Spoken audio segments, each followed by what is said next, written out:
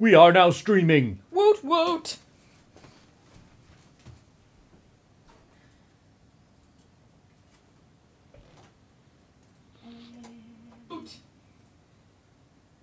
I'm gonna listen to it for a sec. Ooh, you're really color corrected. Yeah, we all are. Oh.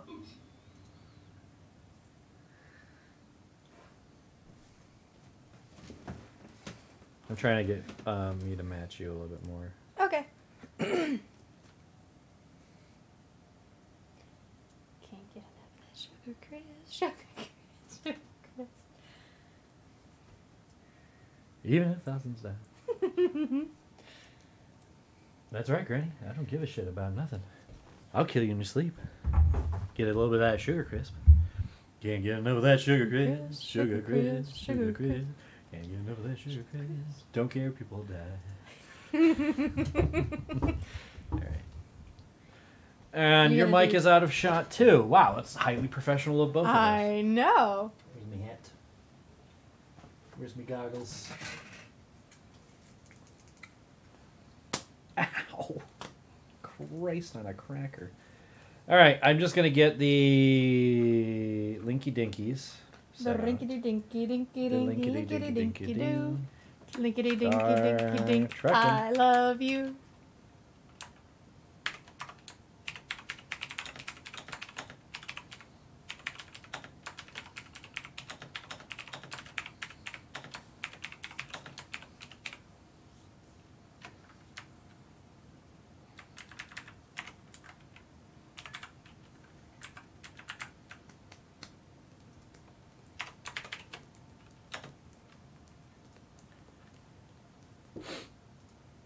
Okay, got 2 people watching.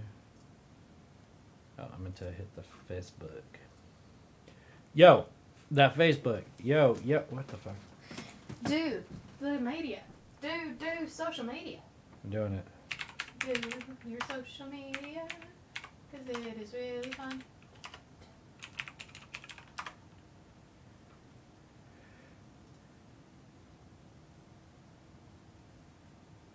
Okay.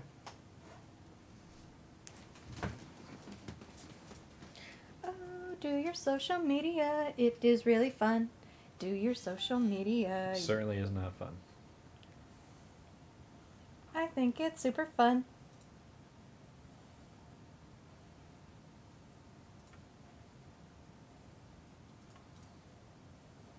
I think it's super fun. Alright, that sounds good. Where are my announcements at?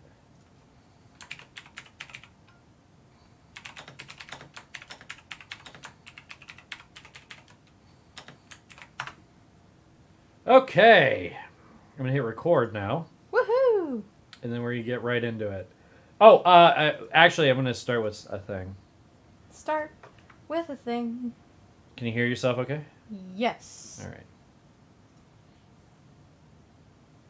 I can't get enough of that sugar crisp, sugar crisp, sugar crisp, even if thousands die.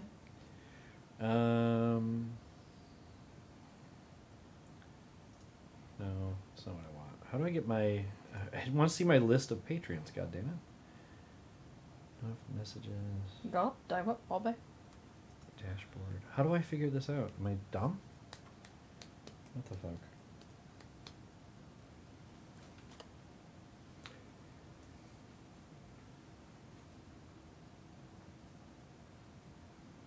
Yeah, I haven't had Patreon numbers like this since 2014. They were only slightly higher.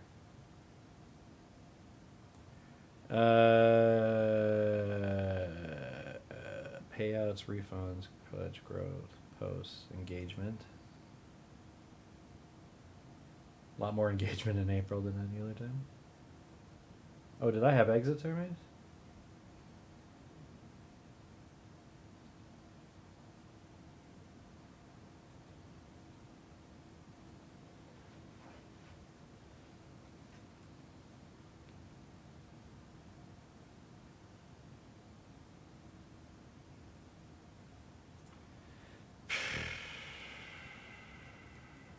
I don't know where my fucking patrons are. This is so irritating. Why does this have to be so hard for me to figure this out? How am I supposed to give out patron rewards if I don't know who my fucking patrons are? Oh my god, I hate doing this so fucking much. Wouldn't it be under patrons? Okay, there we go. Jesus Christ. Okay. Alright, now we can record. I'm going to make sure...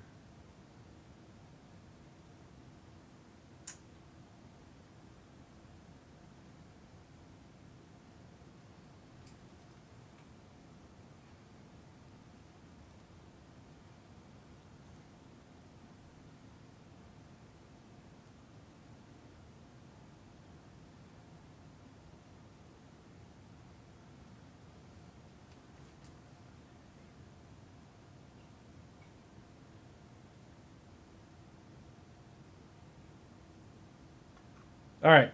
Ready? We're recording now. Yes. I am ready. I've got our episodes up. Okay.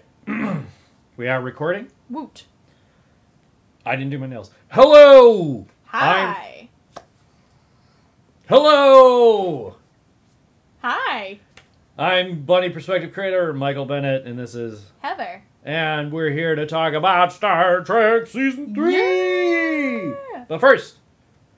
I wanted to shout out some patrons because I don't do that enough, and I'd like it to actually matter if you guys, I'd like there to be a reason for patrons. So here we go. I want to definitely shout out to Ash and Cameron Dover, who are my top 2 Patreons right now. You guys are cool. Ash is also my the mod right now over on the Discord. There are links to the Discord in the doobly-doo. So if you want to see those. I also want to... I doubly want to thank Cameron Dover. Cameron Dover has been... Let's see. He's been... Well, this doesn't make any sense. It says he's... Oh, maybe that's wherever. No, that doesn't make any sense either. Well, at any rate, my top 2 patrons at $13 and $8 each, Ash and Cameron. Thank you so much for that. And then I also want to give a shout out to Belinda Rose. Hey, Belinda Rose. She's been hanging out in the chat a lot. She might even be in the chat right now. I don't have the chat open right this second. I do. I've got it up. Oh, so she's not here yet. Yes. But she may. But at any rate, my point is, I want to thank her for being very active on the live streams and everything. Most people don't seem to know that I am still live streaming, or if they do know or whatever. But I'm live streaming on a different channel on YouTube because they've banned me from streaming because I did a copyright thing once. So therefore I don't deserve to have streaming privileges, apparently.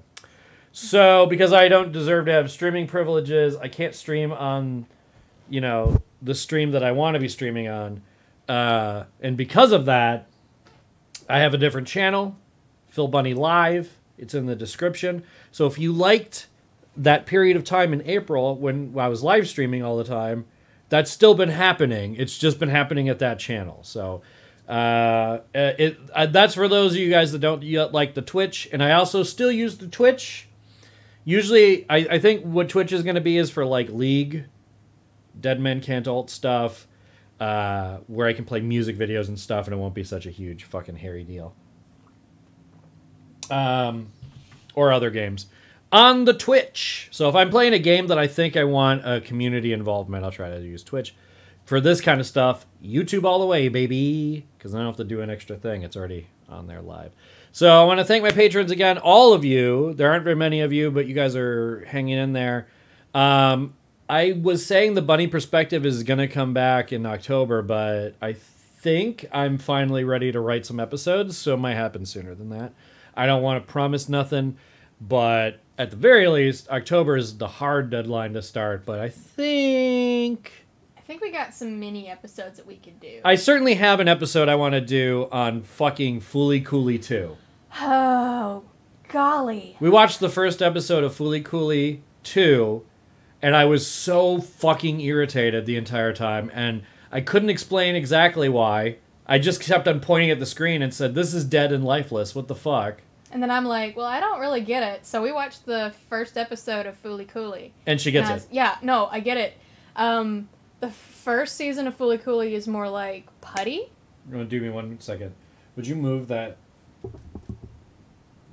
Yeah. Where do you need me to move it? It's still in front of you, but yeah.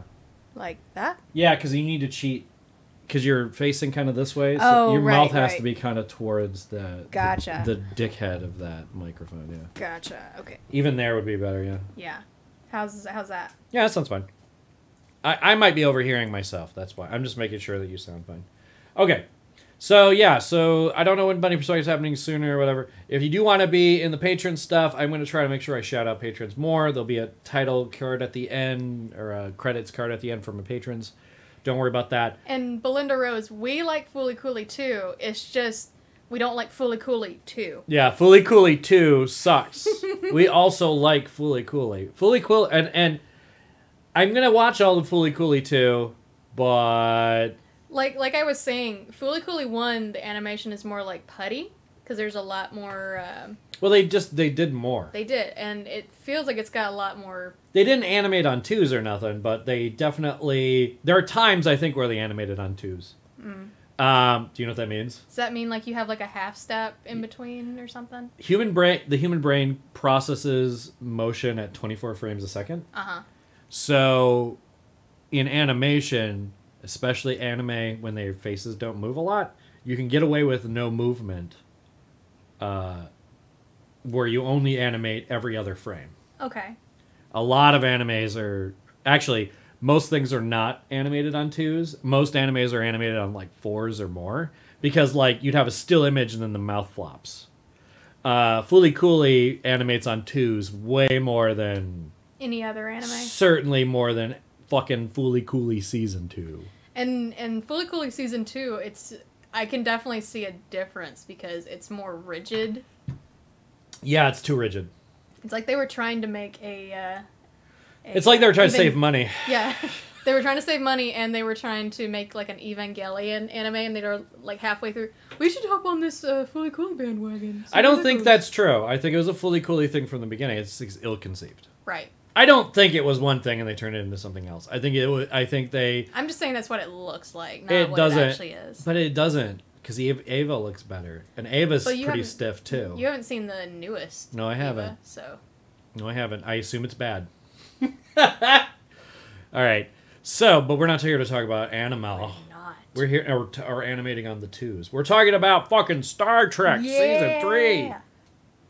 Intro! So, everyone... Okay, so when we did the debrief back in the black and white times for Star Trek Season 1, there was a very poignant comment that said, "How dare you make Heather watch Season 1 and 2 of Star Trek Next Generation? Everyone knows you start on Season 3 and work your way back if you're curious." I would say I'm glad we watched it in sequential order, if only to realize how goddamn bad Season 1 and 2 are by comparison to Season 3. And I don't hate Season 1 and 2. I have Kind of do now. I still don't hate it. It's like I just have feelings for certain episodes. Well, let me I was going to say, let me define it this way. You can hate those seasons and love individual episodes. Because I still love An Evening on Farport Station or whatever the fuck. It's not An Evening on Farport Station. I like the first 2 episodes, the first long 2-hour episode or whatever. I really like it. I like the introduction of Q. I hate the second episode of Q in it. Yeah, the second episode of Q is kind of dumb. The third one was better. That's not the... Or no, that was the Borg one, wasn't it? Yeah. They introduced the Borg. Season 1 and 2 have really important things happening in it. They establish the Ferengi, and I think they do a pretty good job in Season 1 and 2 of establishing the Ferengi. They get way better in Season 3, though. Yeah, well, they have more to do. Like, they figure out the format by 3. Like, I think that's what everyone was trying to express, or it did express on some levels. Like, they don't know what they're writing for nobody. Also, I'm aware that in the last episode, I kept on calling Deanna Troi Lakshana Troi. Yeah. I have no idea why I kept doing that. That is her mom's name, right? Yeah. Okay, so I did hear that name. Her mom's name sounds more alien, and I guess we kind of assumed that she had the more alien name, but she doesn't. She's got the more human name because she's half human. Yeah. So at any rate, so we can, season 1 and 2, they had no idea how to write Riker and Troy. Season 3, I think they kind of figured it out. Oh, yeah. Better. It's not, there's no scene where Troy looks over at Riker, wishing Riker was holding her hand. You know what I mean? Like, those episodes, there's so many. Like, Farpoint Station, the last scene you get of them is, like, you see the giant, space jellyfish, and then, you see the space jellyfishes and they hold hands, and you see there's a shot where Troy looks at Riker and Riker looks at Troy. They didn't do that so much in season 3. Yeah. They sort of had... Did we have 2 episodes with her mom? This one? The one where she comes in and they find out... No, that was season 2. Yeah. Every season has had... Lakshana Troy has showed up in every season. Yeah.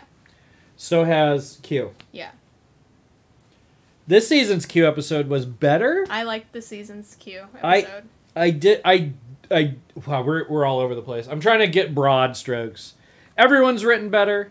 They know what to do with characters more, including Wesley. They brought back Crusher. Leslie Crusher. Which, right? in the last episode, I said I hated what's her face? The other nurse. I miss her a lot. Miss Chapel? Yeah. Yeah, I do, because I don't like Crusher in this at all. No, I don't like... She's too mommy. She's a mom. It's so annoying, too. Like, It's not... She has no other defining feature other than that, and she wants to fuck Picard, which they did. There's that whole episode where... is it Spock's dad?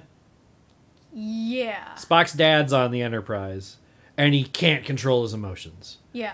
So Picard becomes a vessel for his emotions, and he literally goes, "I love you, Crusher!"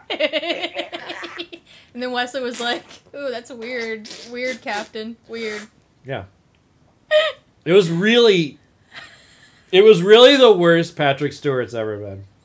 That picks up really well on this. I know. Anyway.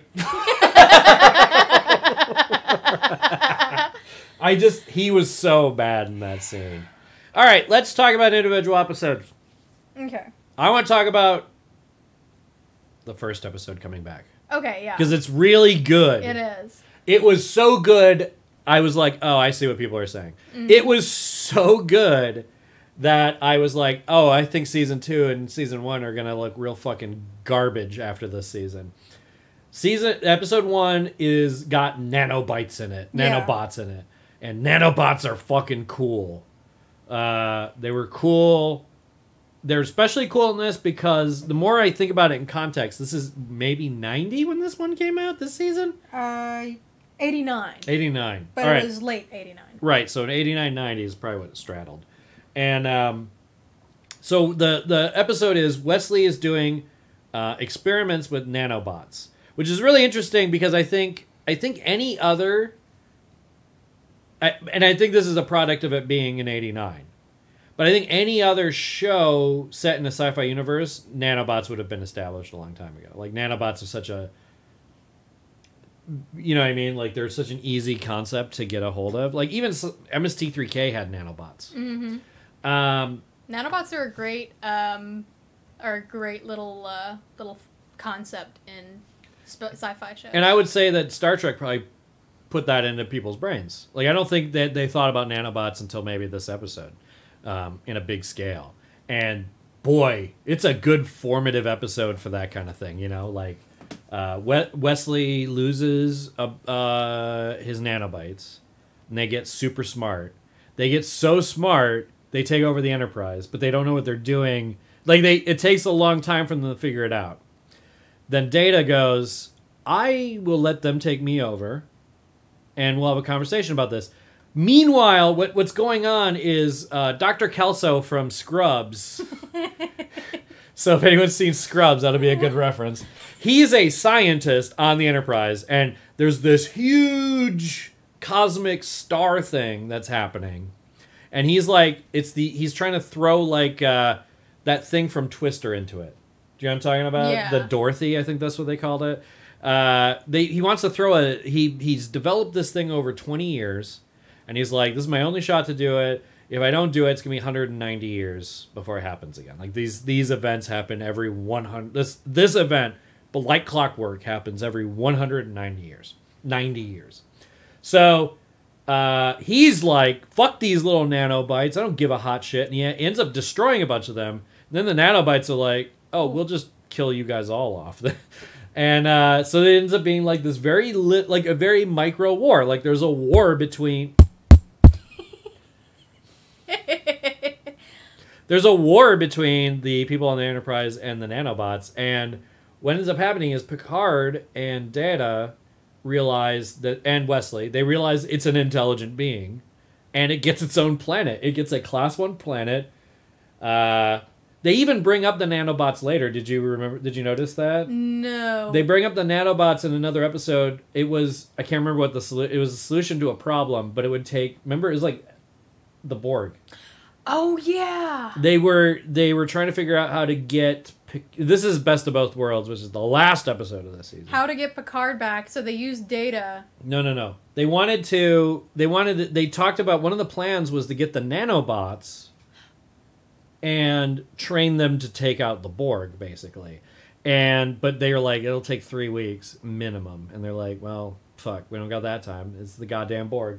Yeah. So that was interesting. But anyway, so the nanobots, they mention them later, but then nothing else. I don't know if they become a full-fledged Star Trek race. I but hope they do. Yeah, I was going to say, like, it's what I want to play in the role-playing game. So. Oh, you want to be like a mass? I don't know what I want to... We're all masses, okay? If you think of yourself as a collection of small monsters all working together for a greater good... You think about what people could possibly do on this planet if we all got together and worked for the greater good. Like we treated the planet like it was a giant organism. Oh, okay. I'm sorry. This is the one time where I agree with anti-SJWs. There are seriously way more bigger problems to deal with than pronouns in a cosmic sense. Yeah. But in a personal sense, it's still important. Oh, yeah. I'm not diminishing that. I'm just saying, like, that's the one time I agree with those guys. I'm like, global warming is a bigger deal. But if the planet works out and we're still on the planet, wouldn't it be nice if we're just a little bit nicer to each other? Yeah. I don't think that's... I didn't realize that being civil to another human being was a cuck, shitty...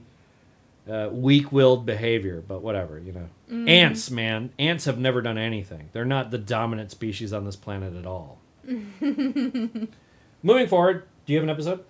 Yeah, the next episode, The Ensign of Command. What was that one about? Data tries to organize an evacuation of human colonists marked for death by a race of aliens that values the world of legal contracts above all. That's the one where... That's not the God one, is it? Is that the second episode? We're not going through every single one. No, I don't remember that one. I don't remember it at all, so pick a different episode. Okay. What about the episode where they're trying to... Let's talk about the God episode. The God episode? With the dad from Twin Peaks? Oh, yeah. Who Watches the Watchers? Thank you. Yes. Who Watches the Watchers? I really want to say that's a Watchmen reference, because I want to say... Can you look up when Watchmen came out really quick? So, Who Watches the Watchers, I'll do a plot summary while you do that, is about a backwards-ass primitive society that doesn't know space travel exists. But they're atheist, and the Enterprise is kind of watching them in an observatory. There's like a laboratory. 86? 86? Yeah, so this is definitely a reference to the Watchmen. Who Watches the Watchers? They're watching this primitive society, and of course, the Prime Directive says no interfering. You can't interfere with an alien race. Well, whoop whoop, the cloaking thing goes down, and some random guy, the dad from Twin Peaks, sees the shield go down because it's like part of a mountain, and he freaks out and he falls down the mountain. So is it Crusher? Somebody beams him aboard the Enterprise. I don't remember who exactly. I think it was Crusher. I thought Crusher was there. Yeah. Data was there, and I think Crusher was there. And what happens is, so it says the guy says, but at any rate, so what happens is this guy gets beamed on the Enterprise. He's half awake. He sees Picard, and he gets beamed back. He's convinced that he died, went to heaven, and met God, and God is Picard. So the rest of the episode is the Enterprise trying to figure out what to do with these kooky, now suddenly religious again people. And the solution ends up being they just tell the smartest person there that isn't the guy, which is a little convoluted. Yeah. They beam the woman up instead of the guy who's leading the cult. Yeah. I don't understand why. Well, I think they figured there was a reason, but I can't remember specifically. Well, I think they wanted to, because if they would have beamed him up, he would have just freaked out. Yeah, I guess that's what it was. Like, they saw that she was a little bit smarter. Right. And that they could probably reason with her that it's not. Right. That they're not gods, they're just people. And ultimately, the resolution is Picard shows up and he's like, I'm not a god. And the guy shoots him anyway, because he's like, no, I need this. I need this religion to be, this needs to be real. He needs to turn out to be a god. And Picard, of course, dies, and he's replaced by William Shatner, finally. And Next Generation truly begins. Picard nearly dies a lot in this. Yeah. Definitely. Like so yeah, Who Watches the Watchers is a really, really good one. Really good one. It's also, Data is dealing with a primitive society and doing really badly. That's an interesting subplot. Yeah. Let's talk about the Incel episode. Let's see, what was that one? I can't remember what it's called, but we call it the Incel episode. With the wimpy guy. Oh, yeah. So this episode starts, and Heather, look up the name. This episode starts, there's this guy we've never seen before, and he's having a drink at Guinan's bar, and Riker comes in, and he's like, hey, why aren't you doing your job? And the guy goes, 'cause I'm drinking? And I've had enough of your shit. And he starts fighting Riker, and then he walks over, and Troy's there, and Troy's like, could you put your penis into my mouth? And he's like, I could do that. That sounds fun. And then, of course, it goes, Corporal, whatever his name is. Hollow Pursuits. What is it? Hollow Pursuits. Hollow Pursuits. Yeah, because it's in the holodeck. Well, I was getting to that. You ruined my reveal. Sorry. So he's on the holodeck, see? That's why Riker was acting so weird, and he was able to beat him up. So we call it the Incel episode because it's a character. He develops programs. William Shatner was also on that mountain. He develops programs in the holodeck based on crew members of the Enterprise, which is against the rules. There's like an agency removal that's happening. So they go in, and basically this guy has like 3 or 4 or 5, or it's implied maybe a dozen programs where the Enterprise crew are represented in ways that he can dominate them. So with Troy, she just wants to fuck him. With Picard and Data and Geordi, they are just buffoon Three Stooges type characters. Who he can beat up. Who he can beat the hell out of. And Riker is short and has a squeaky voice. Yeah, which is really funny. Really funny. And there's a nice little bit where they're in there and it's Troy, Geordi, and Riker. And Riker and Geordi are just, they're sick of this guy. They don't want to deal with this guy. And they don't establish that this guy is particularly talented or anything. He's just, like, if you pass Starfleet, you're a valuable asset. And he does contribute finally. Yeah. But he's really meek and shy and not lazy, but he's just like, he's a dreamer. He's like... Well, they have a point where Picard's like, well, it's really easy to pawn off your problem on somebody else. Yes. So... Yes. They're like, yeah, and Picard's right. It's like, you could either... You can make this guy work out for your benefit, or you can keep complaining. Yeah. Like, Picard's really good in this episode. He's very much the, hey, get it done, or... He's the Picard that I think about when people talk about Picard. Yeah. By far. The no bullshit, hey, solve your own problems. I got a lot to go deal with. Yeah, the adult. But also, there are some, I think in season 3, because there's so many Picard episodes in general, I think season 3 has some of the bad Picard episodes, if there are any. Like the aforementioned, he gets all the emotions in the world from Klingon, from Spock's dad. Vulcan. And, which is it was an interesting episode if you've never seen that kind of thing before.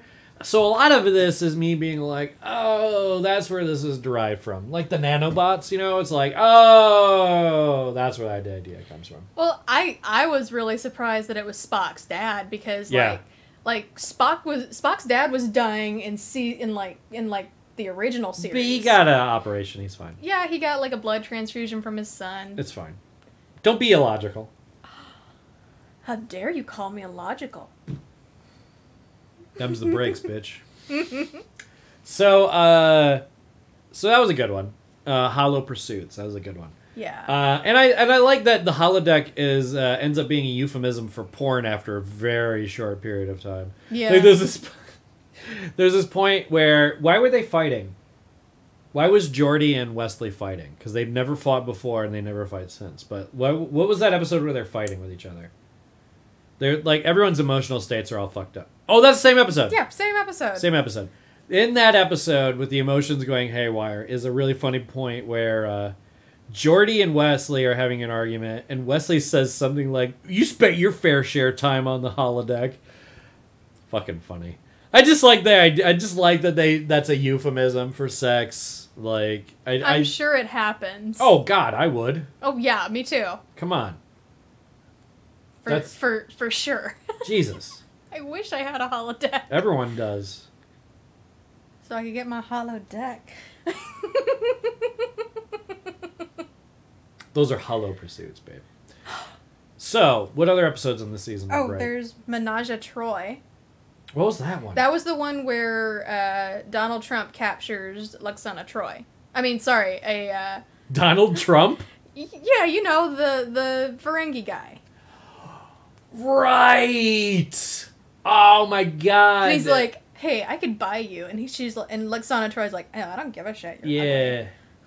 So the Ferengi beam Lwaxana Troi. No, Deanna. No. No, Lwaxana's... Oh, yeah, that's right. It was Lwaxana Troi. So it's Deanna, Riker, and Lwaxana. This is the Lwaxana episode, too, isn't it? Yeah. Okay.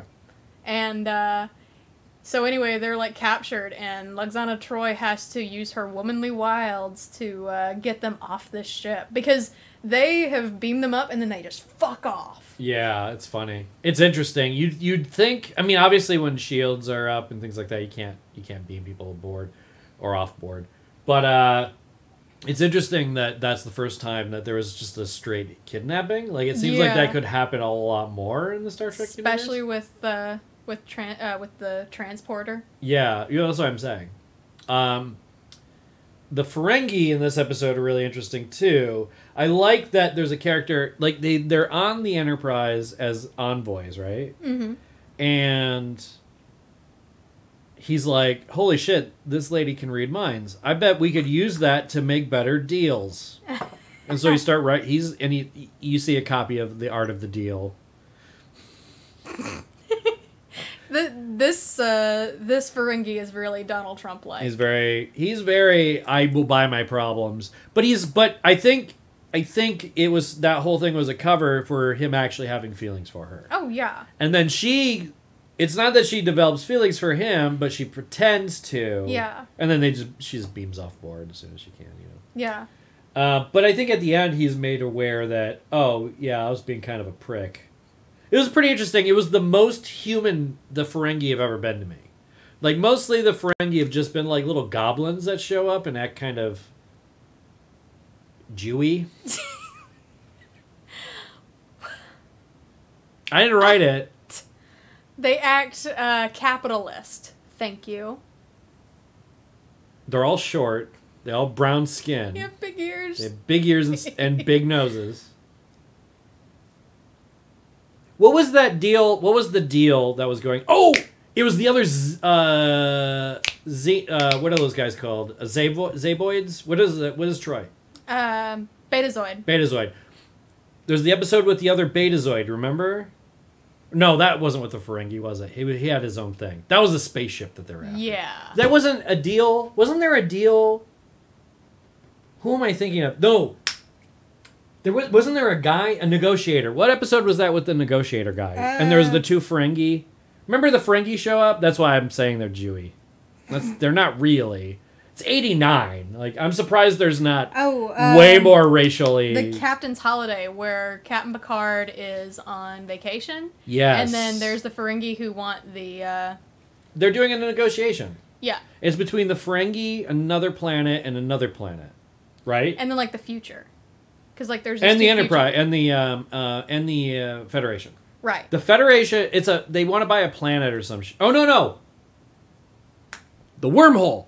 Yes. They want to buy the fucking wormhole. Yeah, that's what it was. That's the different one, yeah. That's right. So what they do, that was an interesting episode too, because the Ferengi, the Enterprise sends Geordi and Data, and that's it.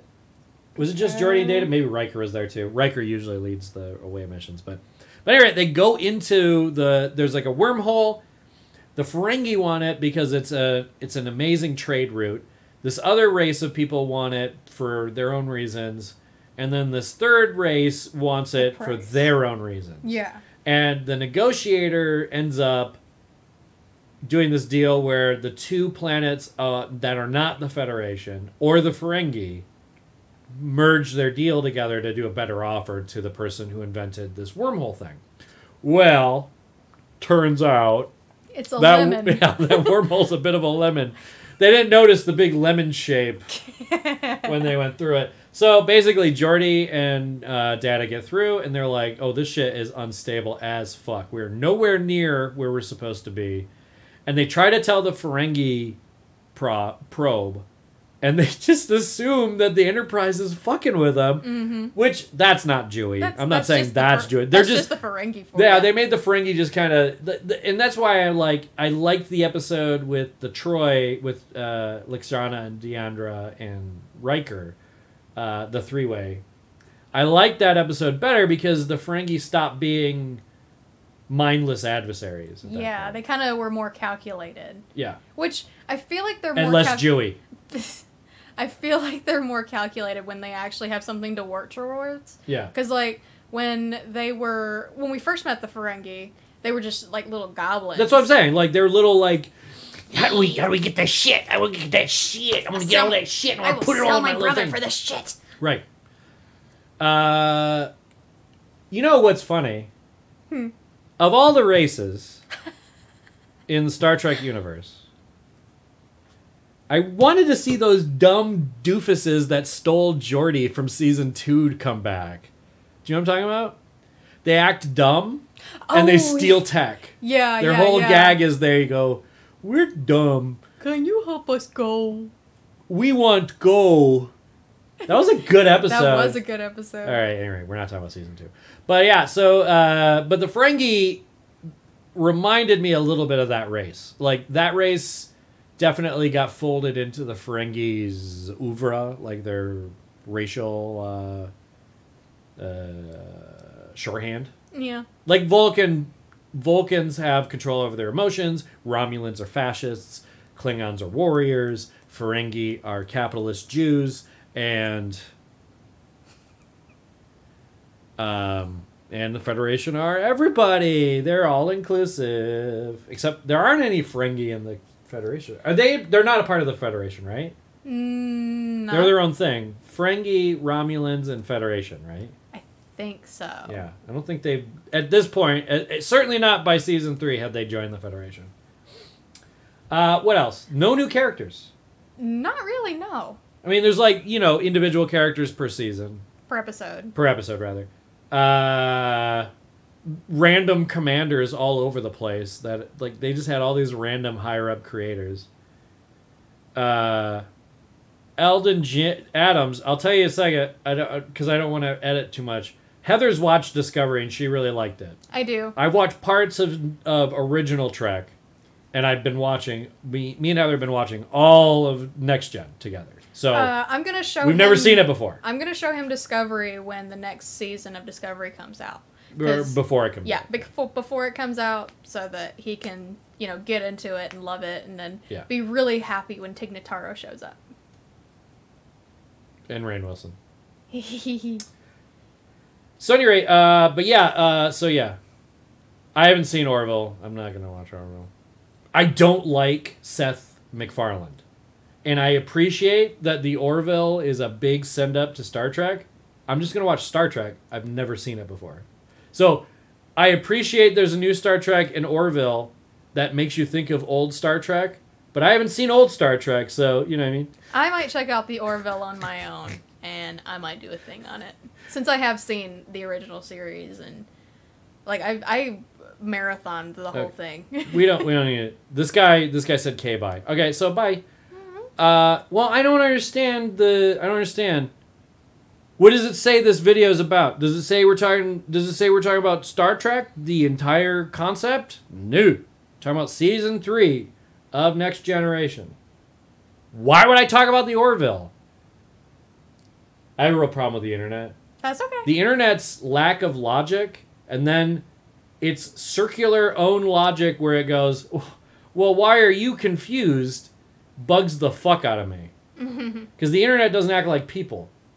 The internet is waiting for you to say the thing they don't want you to talk about or hear, and then they jump on it, and that's all they have to talk about.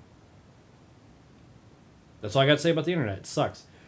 What was another episode we could talk about for season 3? Oh, The Most Toys. That's the one where Data gets kidnapped. By that character actor. Yes.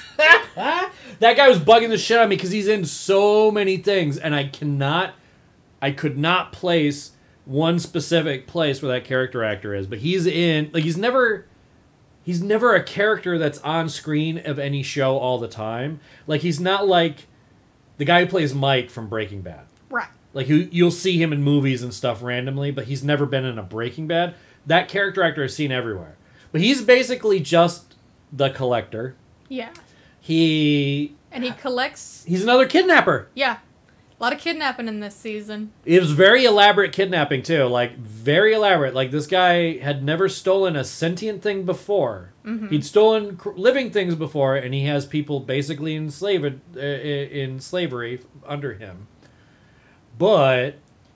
So what happens is, Data, there's a mineral, and this guy's negotiating with the Federation to sell it to him. Well, it's not that it's fishy. But they do think it's a little odd that they had the exact amount that they needed. No more, no less. And so what happens is Data goes over to broker the deal. And on his way back in the ship, it blows up. Now, this is what the Enterprise sees. We see Data get deactivated, and then a lady scans him. And then you see the thing blow up. Well, it turns out they put in enough materials to replicate Data exactly. So they just put in raw materials and they blow it up on this way back. So they think Data's dead. Worf becomes... What is Data? Commander? So he gets upgraded, or he gets promoted to Commander, which is a neat moment for Worf. But he's serious. To his credit, to the actor's credit, Michael, whatever his name is, doesn't seem like he wants that job. No, because he's upset. He's very reluctant. He's very upset because Data was just taken from him, and all of a sudden he's like, hey, you're the next one in line. And he's like, no, I don't want to. But he does it. He does it, yeah. But he doesn't say he doesn't want it. But it's very clear by the character's behavior that he's disappointed that Data's dead. It's not like... He's not, stoked that he's getting a promotion or anything. It's pretty obvious that he gives a shit. Yeah. And then Data is part of this collection, and the guy's like, I want you to get out of that Starfleet uniform, and I want you to wear this. And he's like, no, I'm not complying with any of your bullshit things. And, he's just defiant the whole time. It's interesting to see Data dealing with a sociopath. Yeah. I think that's... I don't know if that's what the writers' meeting was, but if this were my writers' meeting now, if I was in a writers' meeting for that episode, I would be like, the premise of this episode is Data's never met a sociopath. Now he meets one. Mm-hmm. And the sociopath he's like I say, he's an obsessive collector. He sees Data as nothing but an object, which thematically through the entire series has been like characters that believe that are always proven wrong about Data. Yeah. Which is nice. What else? That episode was just good. I mean, it was really tight. It was like all in one room. The Enterprise is in there a bit, like them trying to figure out where he is. Like they're slowly figuring out Like that maybe he didn't get killed. It's Geordi and Wesley, I think, who figure Riker out. too, because when they go to that planet and they realize that planet is just loaded with the stuff they're looking for. Yeah. Do you remember? Yeah. So they're like, wow, it's so weird that they have so much of it here. Or no, what was it? It was... Whatever it was like the exact right amount that they needed, and it was in this water supply or something. Like, can't remember exactly what this B-C plot was for that, but something about this mineral and blah, blah, blah. So, but at any rate, Data is helped by one of the servants escape. She's murdered violently by the guy, and then the guy's very ingeniously arrested, and he has this nice little speech. Oh, it looks like I'm in the thing.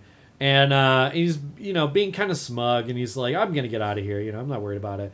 And he's like, I'll be with my collection soon enough. And Data just goes, oh, no. All of your collection is being returned to its, all of the people you've stolen from. And he has a nice moment where he's actually, like... Kind of smug. No, post-smug. Oh, yeah. Like, Data says that, and it robs the guy of his power, robs him of him being smug. And, yeah. And then he's all like, well, I guess you must like seeing me. And here, and Data's like, no, I don't give a shit. Yeah, I don't give a shit. I don't care. I'm a robot, bitch. It's funny. What else? What other episodes do we talk about before we talk about Best of Both Worlds? Oh, Q. The Q episode is very good. So what happens is Q pisses off his guys. The Q gets kicked out of the Q continuum. Yeah. And he becomes human, basically. And they ask... The Q continuum go, hey, where do you want to go? And he's like, I'll be a human on the Enterprise. Because he could be anything. He could have come back as a three-toed sloth. Doesn't matter. But there's something about human beings that is intriguing to Q. And he explains as much to Guinan and Picard, who obviously don't want him around because he's Q. And doesn't he also team up with Data? Yes. Yeah. So they pair him with Data to... Okay, well, you explain what you were going to explain. Yeah, so they pair him up with Data, and he's all like, I envy you. You don't have to go through all these human things. Like, I have to burp. I have back problems. Yeah, I feel pain. Yeah, like... And Data goes, no, I envy you. You throw away what I desperately long to achieve. And Q kind of is like, I used to be fourth dimensional, so I don't. This sucks. This sucks a big pile. Wait till you're fourth dimensional, Data, and then come back and have a conversation with me about how great it is to be a person. So yeah, no, I agree with Q. I was definitely sympathetic at Q the entire time, but then I like that character. I love John Delancey. Yeah, and it was fun watching John Delancey dealing with being mortal, dealing with trying to figure out how to check his ego that he's never, ever needed to check in his entire existence, which is fun. And then, at the end, arbitrarily, they give him his powers back. I think there was a reason. He had to learn some kind of cosmic lesson. What I'll say about this episode is I don't like when they depower superpowered characters. I find that to be lazy writing. It's why kryptonite exists for Superman. Mm-hmm. If you're going to have a vastly... impossible to kill character, you need to handle it like One Punch Man, or you need to handle it like a good Superman story, like where Batman and Superman and their wives start hanging out. That's like a really interesting concept of a godlike figure just going to play baseball with his buddy and his wife and his buddy's girlfriend. Interesting. I feel like a lot of times when I want to negatively criticize an episode of Next Gen, I have to remember that I'm getting the vibe that I've seen this before because everyone's ripped off Star Trek a million times. Which is interesting. It's good to see where the source material actually came from. Right. And you slowly realize that that's where it came from, and you're like, yeah. All right, Best of Both Worlds. This is the last one we should probably talk about. There's a bunch. I'll say this. There's like 4 or 5 episodes I would never watch again in season 3. They were boring, and they were lame. I don't remember any of them. But I will say the first 5 are great. The middle 5 are great. The last 10 are amazing. Like, they're all real good. There's just a couple of clunkers here and there. Very, very, very few. Yeah. And even in those clunkers, I'm sure there's something that I was just half paying attention to or something. So, Best of Both Worlds, we've finished it, so we can talk about both parts. Picard gets taken by the Borg. Yeah. Fuck! I was pretty scared by that because I was like, oh shit, because I don't know anything about the next seasons. I was like, shit, is Picard gonna die? Yeah, if you don't know, that looks pretty bad. Especially because they established in season 2 that it's dead material and robots parts. Yeah. So, I'm thinking they kind of retcon that just a shmidgy bitchy. Just to be it. But they want the concept of people being able to get over being a Borg, which ends up influencing other series. But the Borg in this one were real scary. They're really scary, and they finally shown some weakness, which was interesting. The weakness being that they thought Picard was somehow going to improve them. Yeah. But the minute they got Picard on their ship, they fucked up. Like, well, no, that's not true. Because we watched the episode after that. Really, the Best of Both Worlds arc is it's a 3-part episode. It's the first 2 parts, and then the 3rd part where Picard is dealing with the PTSD of him murdering... Like, so many people. There's like a dozen starships, so that's 1 million people. Roughly. It's a lot of people. Like, how many they say this Enterprise is crewed with? Like, at least $5,000, right? Yeah. So, how many Enterprises do you see destroyed? At least a dozen. So, we're... And he said that he wanted to stop 100,000 people? He said he was conscious during that whole bit. Right. And Picard remembers all of it. Yeah. Because they go, what do you remember? And he goes, just all of it. Like, he's so broken at that point. Very good. Very good acting by Patrick Stewart. The 2 episodes... the first episode is a long walk to get to Picard is Borg. It's a very long walk, but they get there. Yeah. And then season 2 is just the output of, oh, fuck, the Borg understanding where Starfleet is and all this stuff. That's going to fuck us all up. And they do. Like, the Borg shows up, they destroy, they fuck up. Did they destroy the Borg cube at that point, or did the Borg cube just fuck off? The Borg cube just fucked off. Okay, so they still haven't destroyed a Borg cube yet. And the cubes are... massive. Horrifyingly big. Because, again, if the Enterprise is a flying city, and the Borg dwarfs it by 2 planets... It's huge. It's and huge. they do a lot of perspective shots. It's really good. Yeah. But the Best of Both Worlds is it's very basic, and I think, to be completely honest, the episode where he goes back to his family and deals with his brother, and he hates his brother, and his brother hates him. His brother hates him because he left planet, and he's a star guy, which is such a trope. Mm-hmm. The Matrix sequel, where you find out that Morpheus is like a thorn in everybody's side. That's all it reminded me of. I was like, fuck. I'm so sick of that storyline. Of course they had to have done it because, again, 89, Star Trek. They do a lot of episodes. So there's going to have to be an episode where Picard is not respected. Yeah. But I'll say why it's better here than it is in The Matrix. It's better here because your family... will always disrespect you. Yeah. In The Matrix, it makes no sense. Morpheus is this mythical being, almost, mythical guy that's been going around unplugging people from the Matrix. He's a hero. And then we find out in the second movie that he's not respected at all. It's disgusting. It's like the most... those movies are such a fucking betrayal. But that's the biggest fucking betrayal, is that you establish a character as almighty, and then you completely rob him of that in the next movie for no reason except that the Wachowskis are hack writers. But Star Trek, like I said, the Best of Both Worlds episodes were fine. I thought they were good, really, really interesting. I knew what was going to happen, though. Unfortunately, because of the zeitgeist, I knew Picard was going to become a Borg and unborg. Mm-hmm. I knew all of that going into it. So I think knowing that going into it ruined it for me a little. But I was interested in seeing how they got him out. And it's just, they just beamed him off board, basically. They find him, they grab him, and they take him off board. Mm-hmm.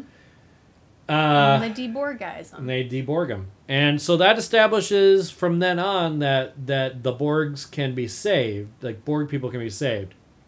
Fast forward to the movies. Because this is how I know this.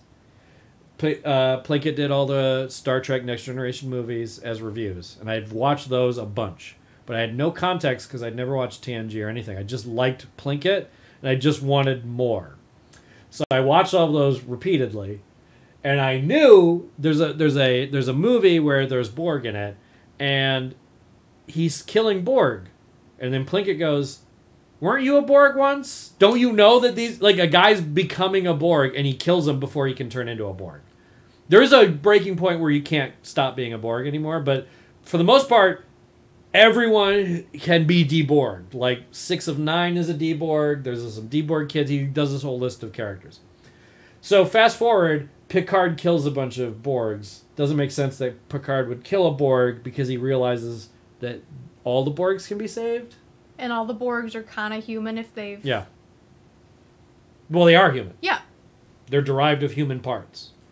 But there are some that are Borg from birth, almost. Like oh yeah, they made children. Yeah. That's different. But I don't even know if that's different necessarily. That's how they they showed that in season 2 when they introduced the Borg. Mm-hmm. But I think that was just a horrifying realization for the audience to realize, oh, this is where they're getting their organic bits, like they're breeding still.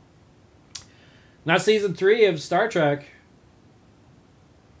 This is really good. Season 3, it's kind of like vampirism almost, or zombies rather. Well, I'm talking about the whole thing now. Right. We're wrapping up. Oh, right. Because it's been almost an hour. But yeah, season 3 was really good. Yeah. I'm looking forward to 4, 5, and 6 now. And so far 4 has been really good. It's very ambitious for a show like this to end a season on a cliffhanger. So the fact that they did is awesome. And the fact that we watched it on Netflix and didn't have to wait an entire year or whatever the fuck it took for a development cycle on that show, even better. Every character is better, including characters I disliked before, like Riker and Troy. They're way better in this season. They figured out Riker's kind of a Kirk character. They kind of put him in these positions that Kirk would be in. He's still a bit of a womanizer. He's always the first character to be flirting with the female, but that's fine. Troy is much less of a goddamn mother. Yes. She is just a counselor. That's what's... They didn't understand that Counselor Troy means that her job is to be a shrink. But they did it this season. They did a really good job with it. Like, Troy didn't annoy me. Yeah. Like she did in every other season before this, the first 2. And, yeah. Star Trek Season 3. It's that's really our good. hot take. Yeah. Well, it's pretty cold to take. Show came out nearly 2 decades ago, 3 decades ago. It's like 30 years old next year. Thanks for watching. Now you're seeing patrons. If you wanted to be in this list of patrons, you just needed to give me whatever money numbers there are here. You can see them there. I made the bigger donators bigger on this thing. Woo. There are Patreon deals I'll do with doodles for $10. That's all I'm doing for right now. Commissions kicked my ass when I tried to take too many at the same time, so I'm not going to do that fucking thing again. But for $10, I'll do you a doodle. Anything you want, one figure kind of thing. Descriptions or the things are in the Patreon down there.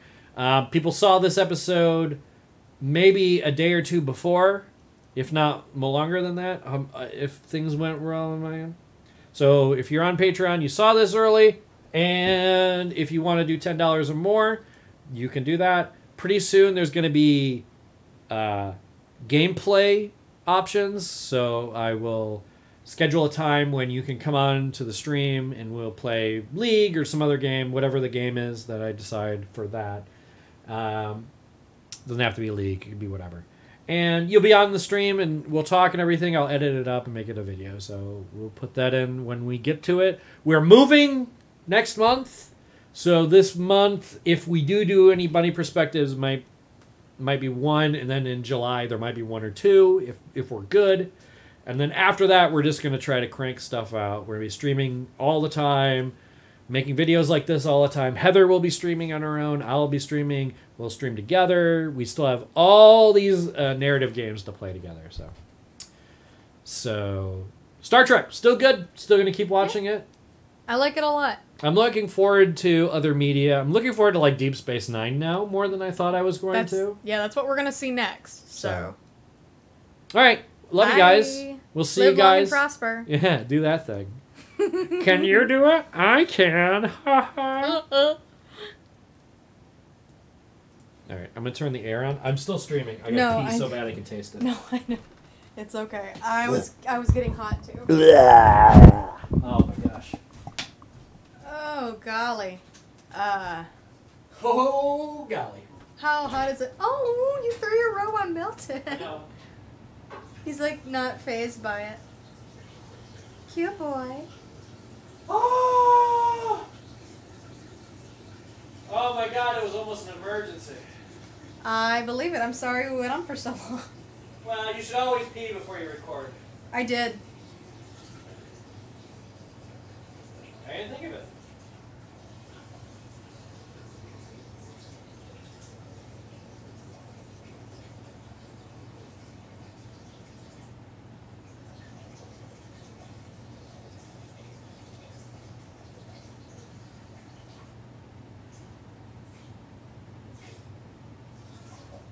I've been peeing longer than we're recording. Belinda Rose said, I can do it too, see? And she did an emoji. That's cute. Aw. That's hilarious. I didn't know they had that as a thing. Alright, so this is the debrief. Debrief. This is why a person might come over here and watch the whole thing. So let's talk about Fooly Cooly as an ender, and then you can go to bed. Yes. Because it's 10 now. Fooly Cooly Season 2, Episode 1, is the worst fucking thing I've ever seen since Solo. It's so lame. I can't believe how bad it is. They don't shove the references down as much. The mic. They don't shove the references down your throat as much. Right. They don't do Kessel Run. But they do though in Fooly Cooly. Oh yeah. But they do in Fooly Cooly. Just your reference, you're just not cognizant of the references like I am. The references were like so Fooly Cooly Episode 1, which is it's like restart? Start? I believe it is called Start. No, it's not that. The first episode is called Start. Alternative. No, that's the whole series is called. Oh, okay. The episode is called Restart. Okay. It's progression. The episode is called Restart. That's what I'm talking about. So Yeah. the episode Restart is retarded. Yeah. Aw, come on. It was there for the picking. But no, it was bad. It was really bad. It was so bad. I can't express how fucking bad it was. Like, the animation was soulless. The characters were hack written. They didn't make any sense. They were trying to recapture the magic of the first one without any effort and with the audience fully knowing what's going on, which is a problem because if you watch the first Fooly Cooly starts normal. Fooly Cooly 2 starts weird. Like she's like walking around, she's rotting, like pieces of her are falling off. It is the best animated part, but it's still not animated very well. And then you don't even see, what's her name, Haru? I think so. The Vespa woman? I never can remember her name. The chick on the Vespa. You don't even see her until the last couple of minutes. And they don't really even, they gear They up don't like do they're shit. gonna, they gear up like they're gonna do something with her, and then they don't. In the first episode of Fooly Cooly, the original, the set pieces are vast, numerous. You're never in one set piece more than 3 or 4 minutes. And there's a new set piece, new set piece, new set piece. The backgrounds are not always done. Like, if you look at the backgrounds of Fooly Cooly 2, they're meticulous. Like every other fucking anime. Like, you see all the details. If you watch Fooly Cooly Season 1, there's a part where they're on the bridge. And it's implied that it goes off into a fog. They just don't draw the rest of the bridge in. Like a cartoon. Like, it's like so stylized and genius and obviously a passion project. And Fooly Cooly 2 is a product. Mm-hmm. Like the backgrounds in Fooly Cooly Season 1 definitely feel like a painting, like you said. They look watercolor. Yeah. The characters look like watercolor. Yeah. Everything about the first Fooly Cooly is good. There's nothing bad about it. When they had to do limited animation, instead of it being a face with a flappy mouth and another face with a flappy mouth, they do this crazy manga scene.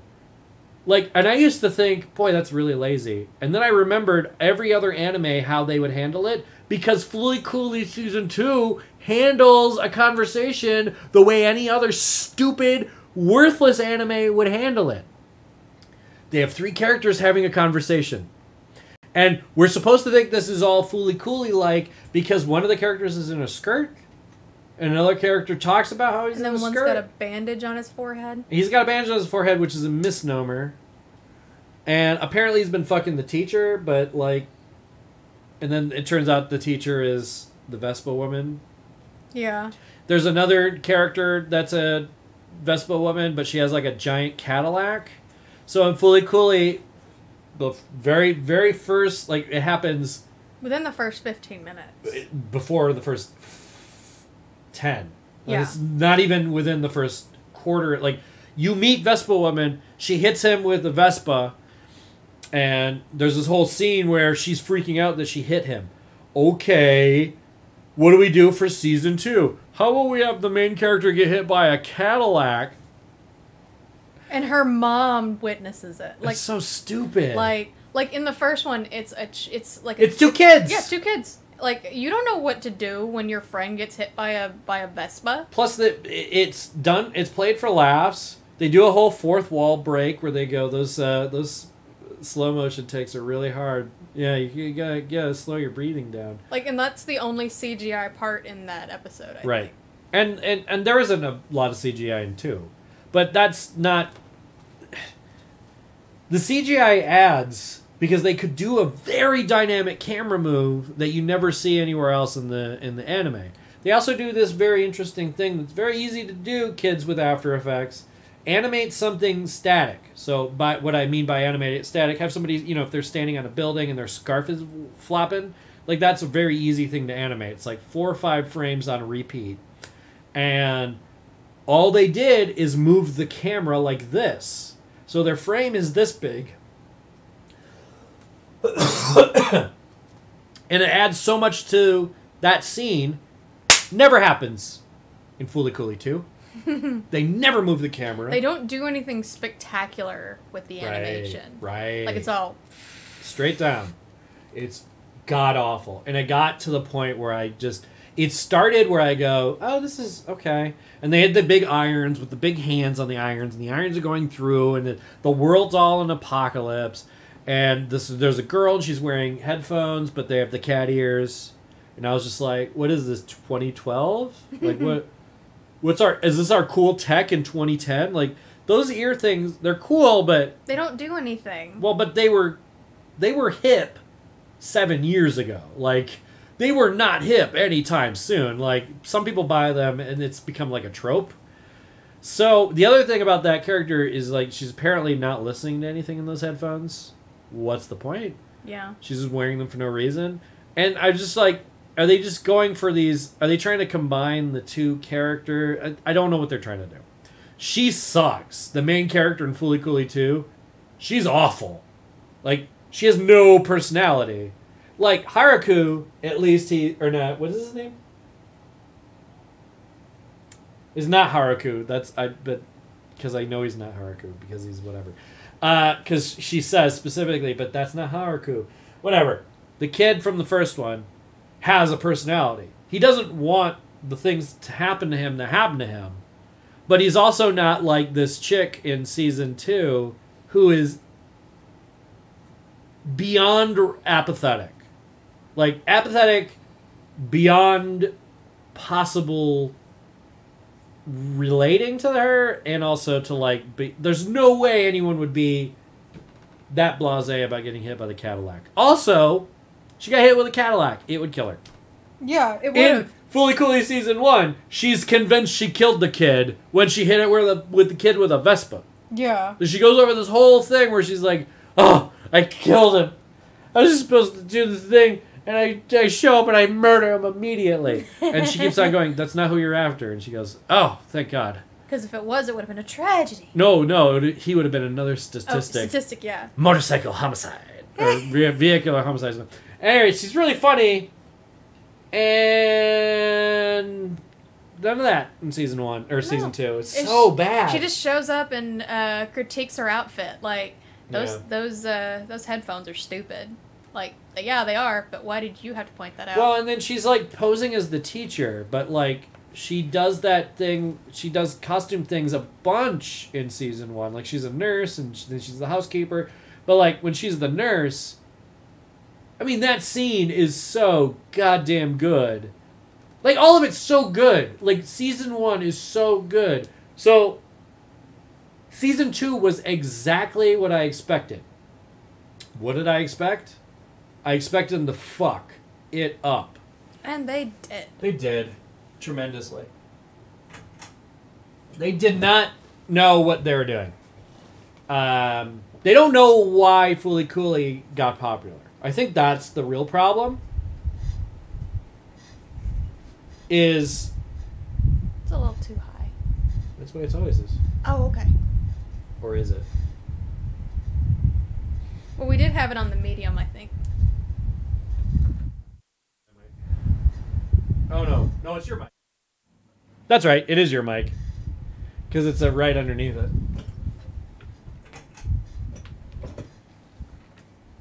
Put that condom on there for me. It's like, How's that? I don't know. I'm gonna put the fan back on. We'll see if that helped. How about now?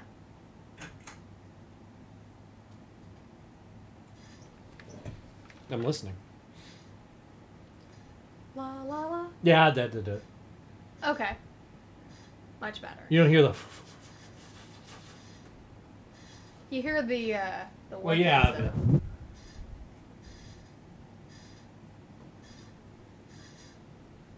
Well, it's not doing it now. Yeah, but I can hear the. Well, that's just the. Oh no. This. Yeah.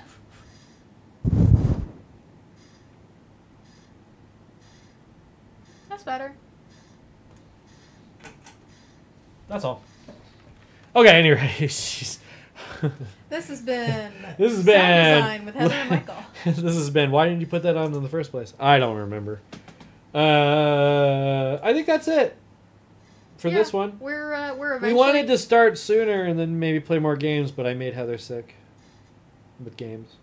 I've always been kind of car sick. Like, my mom loves rides where you go on and you're supposed to get like jostled around. Yeah. I think I have my dad's genes because Dad, well, I don't technically, but like, I definitely get car sick more than my mom. Well, yeah. I guess you can't be a spaceman, huh? I don't want to go to space. I don't either. I want this planet to work out better. I would rather build the things that help the Star Trek people go. Exactly.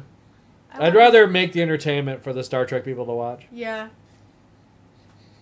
Apparently, they only like classical music, though. So, what can I say? Fucking snoots. I'd help build a holodeck. That'd be fun. Yeah. Okay. Bye, stream. Bye, guys. And Rose, you weren't here for the beginning of this, but in the video I shout you out and a few other Patreons. So Just wanted to let you know. You missed that in the live bit, but in the video, there's a reason for you to rewatch it. Plus, my editing will be top notch. Woot woot. So yeah, I'll be streaming tomorrow. Heather will probably be home by the time I get to streaming. So Yeah. and I might do League first thing in the morning. I got this really great idea. There is a new wave video playlist on YouTube. I'm gonna play that on shuffle, and then I'll have new wave videos and shitty League of Legends. It'll be great. Something for everyone. Whoa, whoa. So, all right, guys. Later days. Bye, future people who may or may not watch this because they were curious about the unedited footage of a bear. I mean, us. I am unedited version, unedited footage of a bear. Gar. Now I'm trying to think what the drug was called in that thing. Was it Claire? It was.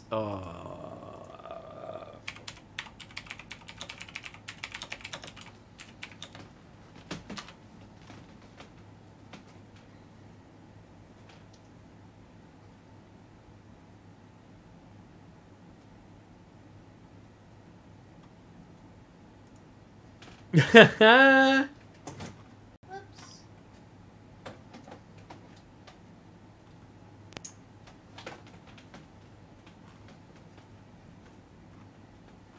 Claridol. Claridol. Claradril. Or it's Claradrill. Claradrill, that's right. Claradrill. You want some Claradrill? Yeah. That might put me right to sleep. Or it'll make a clone of you that comes and murders you. Whatever. I'm cool. Okay.